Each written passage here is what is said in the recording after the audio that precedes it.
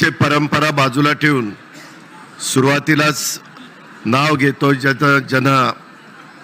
आपला विश्वचषक विजेता कर्णधार रोहित शर्माजी,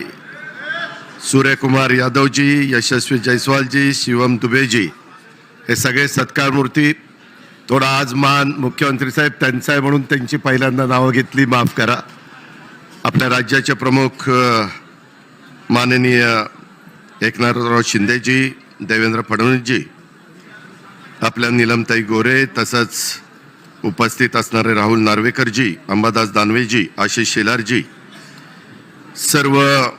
विशेषतः पारस भामरेजी, अरुण कानडेजी, संजय बनसोडेजी, आपले